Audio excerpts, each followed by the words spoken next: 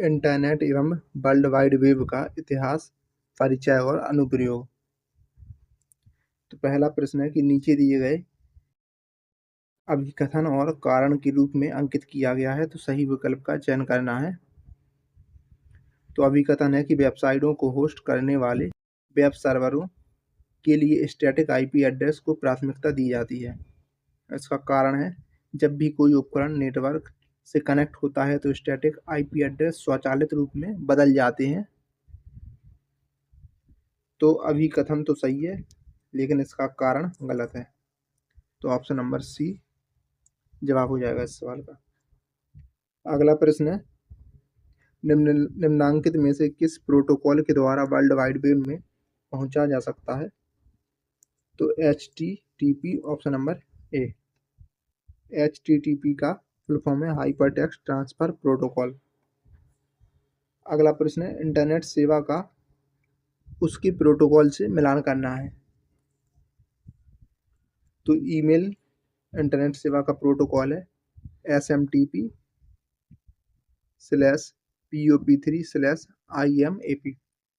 News group का है NNTP। Internet telephony का है VoIP। और चैट या इंस्टेंट मैसेजिंग का है IRC।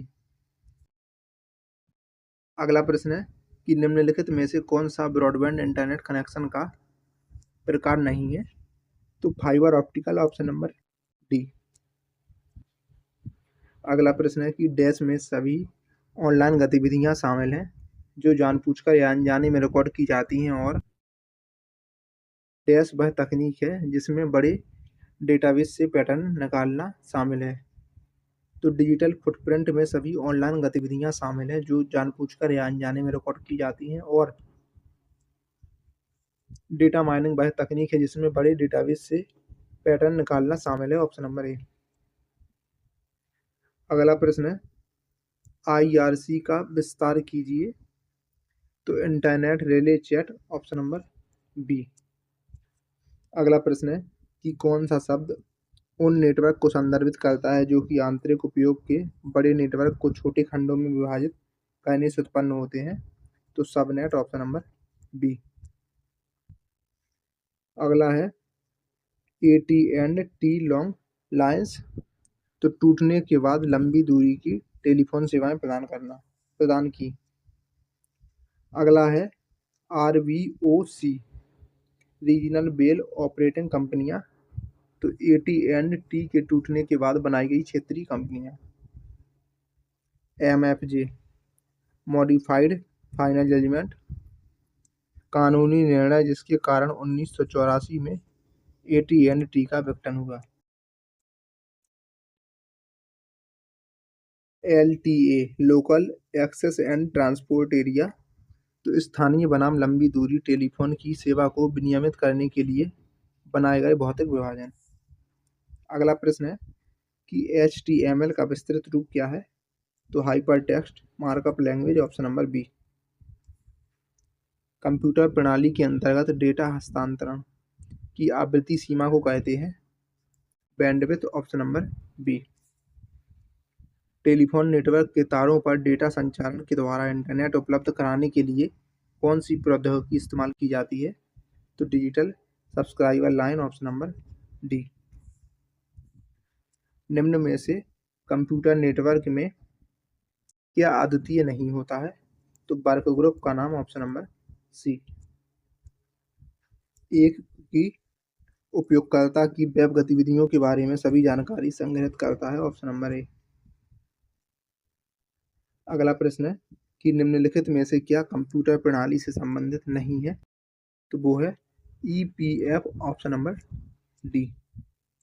PPP point two point protocol, FTP file transfer protocol, URL uniform resource locator का संबंध है कंप्यूटर प्रणाली से, जबकि EPF कर्मचारी भविष्य निधि का संबंध कंप्यूटर प्रणाली से नहीं है। अगला प्रश्न है, ISDN एक दूरसंचार प्रौद्योगिकी है जहां ध्वनि, वीडियो और डेटा साथ साथ संचारित होते रहते हैं। ऑप्शन नंबर ए। निम्नलिखित में से कौन सा एक उपाय नहीं है जिससे एक वायरस आपके कंप्यूटर को संक्रमित कर सकता है? तो प्रलेख और संचिकाएं बनाना यानी कि PDF और फाइल बनाना, ऑप्शन नंबर बी। अगला प्रश्न है कि निम्न में से कौन सा वेब ब्राउज़र नहीं है, तो वो है गूगल, ऑप्शन नंबर ए।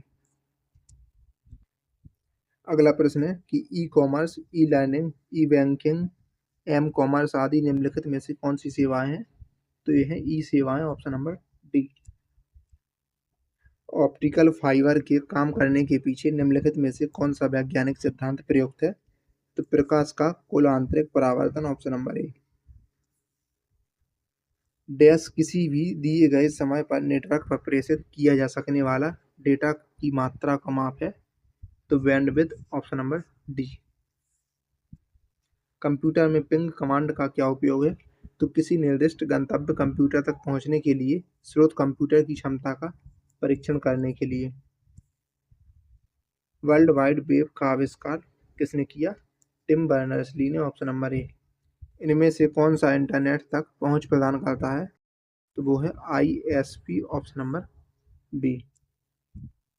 ISP का पूर्ण रूप है इंटरनेट सेवा प्रदाता, इंटरनेट सर्विस प्रोवाइडर। अगला प्रश्न है कि डैश एक प्रोग्राम या कंप्यूटर होता है जो सर्वर से जुड़कर जानकारी का अनुरोध करता है, तो client, option number C. Dash एक ऐसा उपकरण है जो अन्य प्रोग्राम या उपकरणों के लिए कार्यात्मक प्रदान करता है जिन्हें ग्राहक कहा जाता है, तो सर्वर, ऑप्शन नंबर डी। लैन एक भौतिक स्थान जैसे भवन, कार्यालय या घर में एक साथ जुड़े उपकरणों का एक संग्रह है।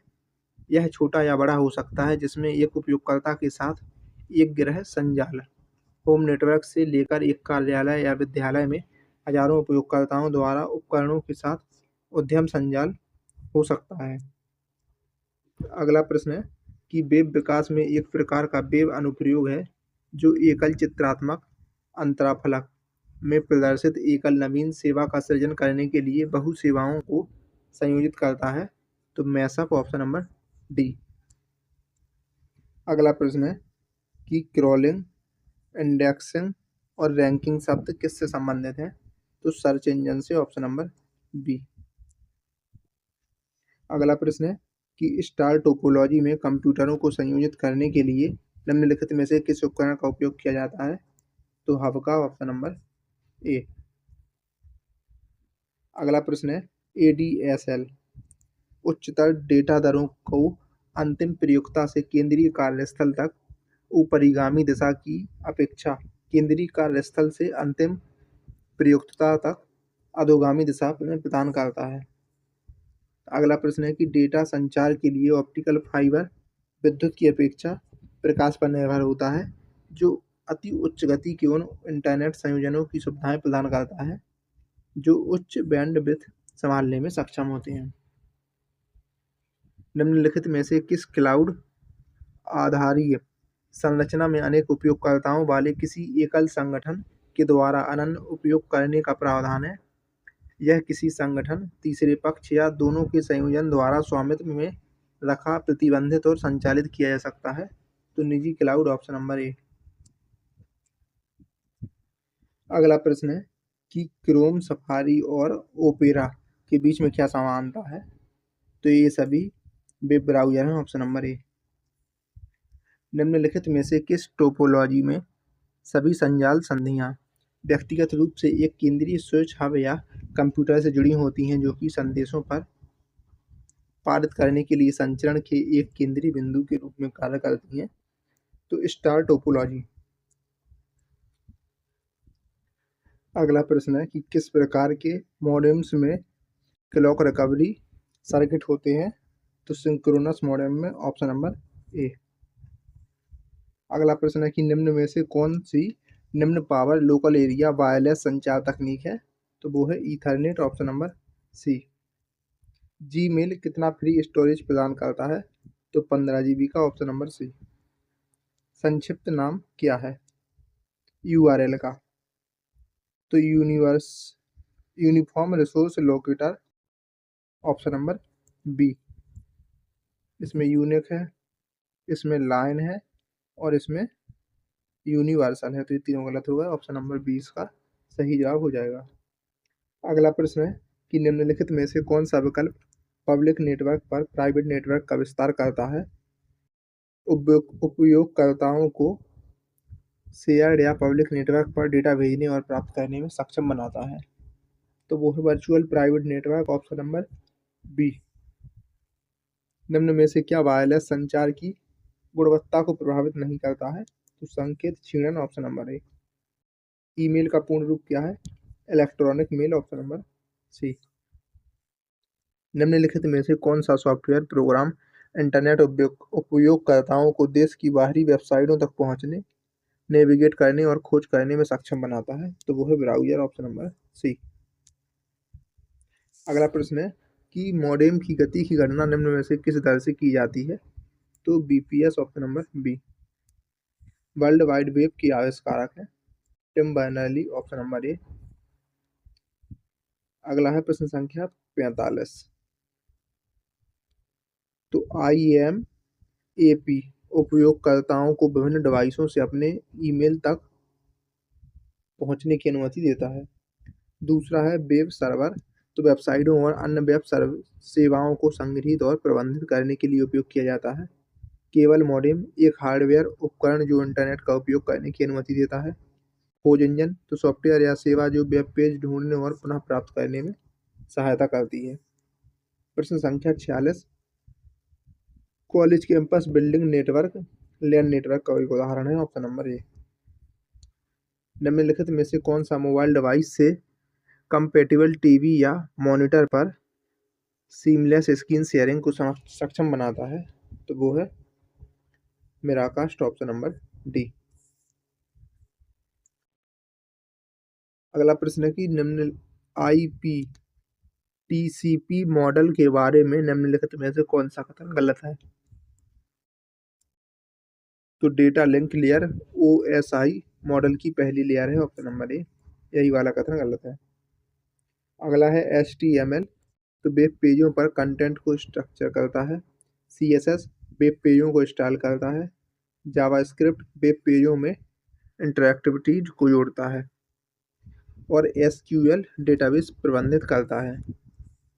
निम्नलिखित में से कौन सा TDMA और CDMA के बीच एक महत्वपूर्ण अंतर है कि कैसे विविध उपयोगकर्ता एक ही आवृत्ति स्पेक्ट्रम को साझा करते हैं? तो इसका जवाब हो जाएगा TDMA प्रत्येक उपयोगकर्ता के लिए अलग अलग समय स्लॉट का उपयोग करता है, जबकि CDMA प्रत्येक उपयोगकर्ता के लिए अद्वितीय कोड का उपयोग करता है।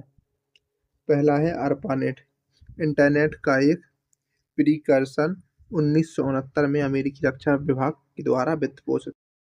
ईथरनेट 1973 में जेरॉक्स PARC में ईथरनेट प्रोटोकॉल विकसित किया। रेड टॉमलिंसन 1971 में ईमेल के लिए मानव यूजरनेम @host नाम प्रारूप विकसित किया। टिम बर्नर्स-ली 1991 में वर्ल्ड वाइड वेब की अवधारणा विकसित की। X.25 ऑनलाइनों का उपयोग करने के लिए एक पैकेज स्विचिंग प्रोटोकॉल जिसका उपयोग शुरुआती नेटवर्क में किया गया था। अगला प्रश्न है कि निम्नलिखित में से कौन सा उपकरण आपको अपने कंप्यूटर की पावर को टेलीफोन प्रणाली की वैश्विक पहुंच के साथ संयोजित करने की अनुमति देता है? तो मॉडेम, ऑप्शन नंबर सी। अगला है सिंपलेक्स चैनल केवल एक दिशा में सिग्नल भेजता है। Hop duplex channel walkie talkie की तरह एक बार में एक दिशा में सिग्नल भेजता है। फुल डुप्लेक्स चैनल दोनों दिशाओं में एक साथ सिग्नल भेजता है। पॉइंट टू पॉइंट चैनल दो उपकरणों के बीच सीधा कनेक्शन जैसे कि fibre optics. Multi point channel कई उपकरणों के द्वारा उपयोग किया जाता है, वायरलेस नेटवर्क में सामान्य है। निम्नलिखित में से कौन सी एक भौतिक चीज है जो ईथरनेट या किसी तार पर दिखाई देती है? तो वो है packet, option number B. DNS का मतलब क्या है? तो domain name system, option number D. निम्नलिखित में से कौन सा कंप्यूटर के माध्यम से दो उपयोगकर्ताओं के बीच वास्तविक समय संचार है? तो वो है चैट, ऑप्शन नंबर डी। अगला है OSI open system interconnection model एक रेफरेंस मॉडल है जिसे ISO के द्वारा विकसित किया गया। यह नेटवर्किंग में डेटा कम्युनिकेशन को 7 अलग अलग लेयर्स में विभाजित करता है। इन लेयर्स का सही क्रम है नीचे से ऊपर तक: physical layer, data link layer, network layer, transport layer, session layer, presentation layer और एप्लीकेशन लेयर। अगला है संदेश। संचार को प्रभावित करने वाले संदेशों का अलग अलग आकार। चैनल उपयोग, कई संदेशों के लिए संचार चैनलों का कुशल उपयोग। पैकेट, आसान ट्रांसमिशन के लिए बड़े संदेशों को तोड़ने वाली छोटी इकाइयाँ। प्रोटोकॉल, नियम जो अनुप्रयोगों के बीच संदेश के अर्थ को परिभाषित करते हैं। संदेश की लंबाई, पते जैसी जानकारी वाला डेटा। अगला प्रश्न है कि वर्ल्ड वाइड वेब को किस वर्ष सर्व प्रचलित किया गया था? तो वर्ष 1991 में। कंप्यूटर नेटवर्क में सबनेट मास्क का क्या कार्य है? तो एक आईपी एड्रेस को नेटवर्क और होस्ट भागों में विभाजित करना, ऑप्शन नंबर सी। अगला प्रश्न है कि डीएनएस के बारे में निम्नलिखित में से कौन सा कथन सही है? तो वो है कि डीएनएस आईपी एड्रेसेस को डोमेन नामों में परिवर्तित करता है, ऑप्शन नंबर डी। उपकरण और उद्देश्य, तो राउटर नेटवर्क ट्रैफिक को निर्देशित करता है, स्विच उपकरणों को कनेक्ट करता है, मॉडेम डिजिटल सिग्नलों को परिवर्तित करता है और एक्सेस पॉइंट वाईफाई कवरेज को बढ़ाता है। अगला प्रश्न है कि HTTP 404 त्रुटि शब्द क्या दर्शाता है? तो सर्वर पर अनुरोधित संसाधन नहीं मिल सका, ऑप्शन नंबर सी। अगला प्रश्न है कि IPv4 नेटवर्क में नेटवर्क एड्रेस ट्रांसलेशन का उपयोग करने का प्राथमिक कारण क्या है? तो कई उपकरणों को एक सार्वजनिक आईपी साझा करने की अनुमति देकर सार्वजनिक आईपी एड्रेस को संरक्षित करना, ऑप्शन नंबर सी। अगला प्रश्न है कि OSI मॉडल में कौन सी लेयर विभिन्न नेटवर्कों के बीच डेटा रूट करने के लिए सीधे तौर पर उत्तरदायी है? तो वो है network layer, option number B. अगला प्रश्न है कि इंटरनेट पर प्रत्येक कंप्यूटर को आमतौर पर क्या कहा जाता है? तो होस्ट, ऑप्शन नंबर ए। दिशा निर्देश नेविगेट करने के लिए किस ऐप का उपयोग किया जाता है? तो मैप का, ऑप्शन नंबर ए। अगला प्रश्न है कि किस प्रकार की कंप्यूटर को इंटरनेट होस्ट माना जाता है? तो मेनफ्रेम कंप्यूटर, मिनी कंप्यूटर और पर्सनल कंप्यूटर। अगला प्रश्न है कि निम्नलिखित में से कौन सा प्रारूप ईमेल भेजने का प्रारूप है? तो वो है hypertext markup language, option number D. अगला प्रश्न है कि होस्ट कंप्यूटर नाम के अंतिम दो भागों को सामूहिक रूप से क्या कहा जाता है? तो डोमेन, ऑप्शन नंबर ए। अगला प्रश्न है सर्च इंजन की मूल क्षमता क्या है? तो खोज शब्दों के अनुरूप दस्तावेज ढूंढना, ऑप्शन नंबर डी। अगला प्रश्न है कि 3G, 4G और 5G की मोबाइल प्रौद्योगिकी श्रृंखला में जी का क्या अर्थ है? तो जनरेशन, ऑप्शन नंबर डी।